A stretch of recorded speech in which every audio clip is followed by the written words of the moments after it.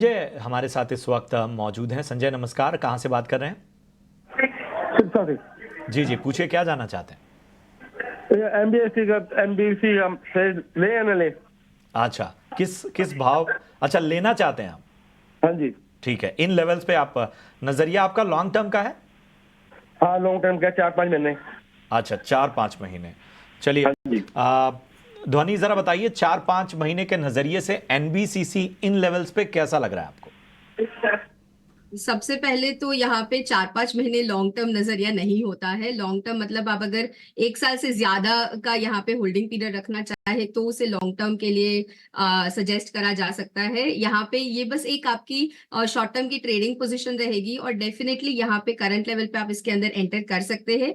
NBCC में अभी ही हमने देखा है कि स्टॉक ने यहाँ पे एक डाउनवर्ड का मोमेंटम दिया था, बट उसके बाद रिसेंटली पिछले 5 दिनों में यहाँ पे जो मूवमेंट बन रहा है तो स्टॉक ने अपनी जो शॉर्ट टर्म की मूविंग एवरेजेस होती है उनको ऊपर की तरफ में यहाँ पे क्रॉस करा है। तो करंट लेवल से आप डेफिनेटली इसके अंदर एंटर करें। इसका जो टारगेट यहाँ पे बनेगा तो 160 का यहाँ पे आपका टारगेट बनता है। स्टॉप लॉस जो यहाँ पे आपको लेके चलना रहेगा तो आप 120 का यहाँ पे 119 120 का क्लोजिंग बेसिस पे स्टॉप लॉस लगा के चले।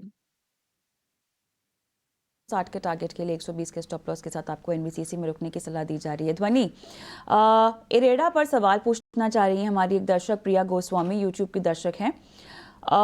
163 पे 163 के लेवल पर इन्होंने खरीदारी कर रखी है 2000 शेयर की। डेफिनेटली यहाँ पे एडा के अंदर जो गेन्स देखने को मिले हैं काफी अच्छे ही गेन्स हैं। उनकी जो पोजीशन है वो अभी फिलहाल इनकी प्रॉफिट पोजीशन ही चल रही है। मेरी यही सलाह रहेगी कि आप इसको होल्ड करके रखें। इसके आप जो अगर लॉन्ग टर्म के हिसाब से भी देख रहे हैं तो पर्सपेक्टिव काफी अच्छे हैं और अगर शॉर्ट टर्म चार्ट स्ट्रक्चर के बेसिस पे भी देखें तो यहाँ से 200 रुपए का टारगेट यहाँ पे इजिली अचीवेबल है। 213 क्रॉस करने के बाद हमें न्यू ऑल टाइम हाइज भी इसके अंदर देखने को मिलेंगे। स्टॉप लॉस जो इसके अंदर आपको मेंटेन करके रखना रहेगा तो 145 तक जब तक ये स्टॉक अपना लेवल बरकरार रख रहा है तो कोई भी एक स्ट्रक्चर ब्रेक या रिवर्सल नहीं आ रहा है तो डेफिनेटली एडा के अंदर अपनी पोजीशंस बनाए रखें। तो ये आपको सलाह यहाँ पर बने रहने की इस वक्त मिलती हुई। एक और सवाल यूट्यूब से हम लेते हैं। भटिंडा से करण का सवाल है और इनका सवाल भेल पे है, BHEL पे है।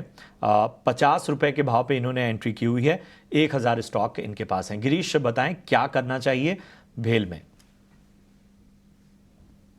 देखिए, फंडामेंटली कोई प्रॉब्लम नहीं है बेल के अंदर, बट ये जो है कि नेट इनकम को लेकर कंपनी का थोड़ा स्ट्रगल कर रही है। बट जिस तरीके के फर्दरली डेवलपमेंट्स आए, अच्छी रैली हमको देखने को मिली, तो उसमें डेफिनेटली मुझे ऐसा लगता है कि इनको, क्योंकि इनका लेवल, बाइंग लेवल बहुत ही नीचे का है, तो सबसे पहले तो इनको बधाई हो कि इतने अच्छे लेवल पे इन्होंने बाइंग करी।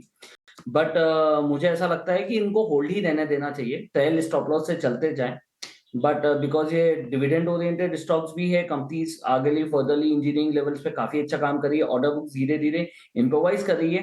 जैसे कि मैं डेटा भी देख रहा हूँ, 22% का ग्रोथ दिख रहा है ऑर्डर ऑन ऑर्डर बुक्स के ऊपर, तो वो होल्ड करके रखें यहाँ पे अगले कुछ टाइम के लिए, तो डेफिनेटली होल्ड करना चाहिए।